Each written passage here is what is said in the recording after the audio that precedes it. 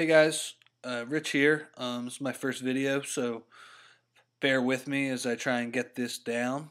The purpose of today's post is we're going to take a look at Andrew Bynum's pick and rolls last season with the Lakers and see how that may translate to him as the focal point of the Sixers offense. So to get the ball rolling, I headed over to Synergy and just got a few basic stats of Bynum and four other guys who are generally considered good pick and roll big men, just to serve as a frame of reference.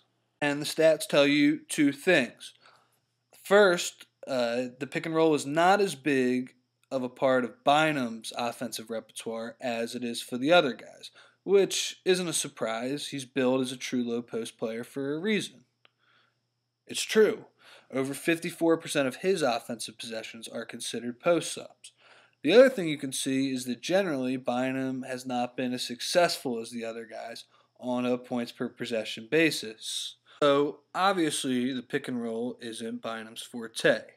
And up to this point, he's definitely been plenty effective without it.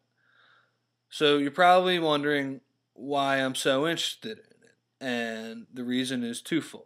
One, I feel, putting it lightly, Drew Holiday has had a tough go of it in regards to the big man he's had to run the pick and roll with early in his career. In fact, I feel that this development, that every big man that he's played with pretty much in the last 2 years, being strictly a pick and pop big man, has hurt his development. And that makes it hard to figure out who Drew truly is as a point guard. And the second reason, which goes along with the first, is that I am so sick of an offense built around 16 to 23 foot jump shots. And the fact that Bynum will roll to the basket will help create, hopefully, the two best shots in basketball. Close to the rim shots and three. So quickly, just this chart, I took a look at all of Bynum's pick and roll possessions that result in makes. And in a ridiculously small sample size, mind you, it shows that most of Bynum's success has come from lobs at the rim, which could possibly help Drew at the personal level and the team in regards to floor spacing and three-point. Okay, so let's look at some of Bynum's exploits in the pick and roll on film, and one of the Lakers' pet plays that they ran to get him a few dunks. Pretty simple play. Kobe screens across, swing to the elbow, quick screen and roll for Powell, and a dunk. And as we look at them running the same exact play, I want you to take a look at an aspect of Bynum's screens.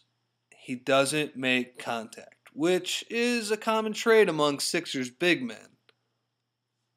Luckily, Bynum's size negates the lack of contact he makes on pick and rolls. Look, same play, they swing it to Gasol, Bynum makes little contact, and he's so big and tall it doesn't matter. He finishes.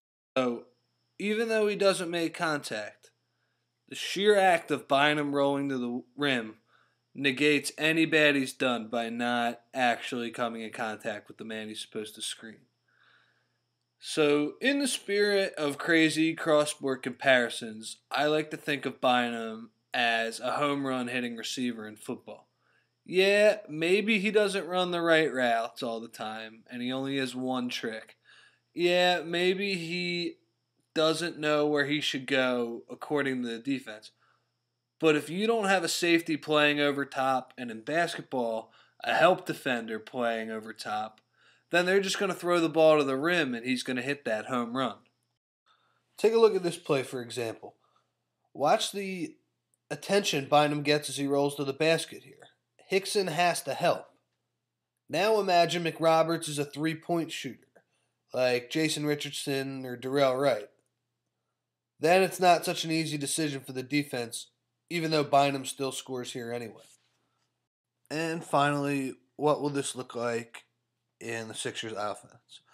Well, first off, I think that these plays are not really a good barometer as far as running the pick and roll every time down the floor between Drew and Bynum. Notice that most of these are misdirections on the weak side where a big man is throwing Bynum the ball. So Bynum probably will have to get better at making contact with this man if he wants to make it more of a part of the offense. But I do think it can be used as a way to initiate the offense if there are three shooters around Bynum and he simply rolls to the basket, because hopefully he will draw the attention of one other help defender, and then there can be an open look for three generated. And if nothing good happens out of that, you can always post up Bynum and try and get the same effect of trying to create a double team.